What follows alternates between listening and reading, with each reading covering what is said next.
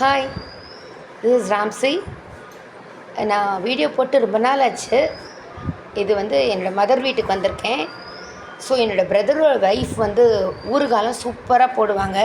எல்லாமே ஹோம்மேடு தான். எதுவுமே வெளியிலேருந்து கடையிலேருந்து ஊறுகாய் வாங்கவே மாட்டோம். ஆற்றுலேயே அவள் எல்லாமே அழகாக பக்குவமாக எல்லா ஊறுகாயும் அவள் கைப்பட போடுவாள். அவளே இப்போ காமிப்பா என்னென்னங்கிறத நீங்களே பார்க்கலாம். கொஞ்சம் பாருங்க. காமி பவித்ரா. இது என்ன ஊறுகாய்? லெமன் ஆற்றுல பண்ணியிருந்தது எல்லாமே. எதுவுமே வெளியில் வாங்கல, எல்லாமே நீ ஆற்றுல தான் பண்ணுற.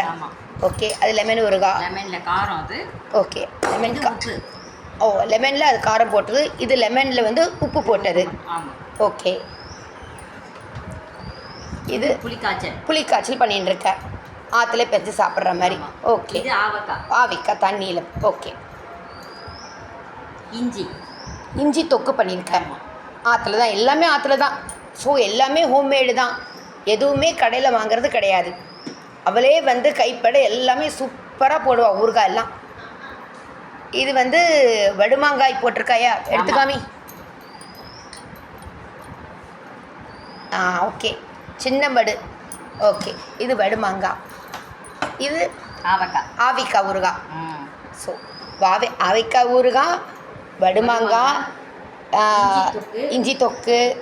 இது என்னது சொன்னால் புளிக்காய்ச்சல்.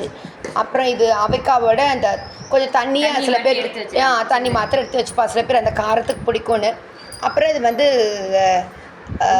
உப்பு லெமன், அது கார லெமன். அந்த மாதிரி அவள் கடாரங்காய் எல்லாமே போடுவாள். ஸோ இது எந்த ஒரு இதுவும் இல்லாமல், ப்ரிசர்வேட்டிவும் இல்லாமல், நோ கெமிக்கல்ஸ், நோ ப்ரிசர்வேட்டிவ், அதெல்லாம் இல்லாமல் பியூர்லி ஹோம்மேட் சூப்பராக போடுவாள். ஸோ அதை காமிக்கலாம் அப்படின்னு சொல்லிட்டு காமிக்கிறேன். தேங்க்யூ. நீ தேங்க்ஸ் சொல்கிறியா? தேங்க்யூ.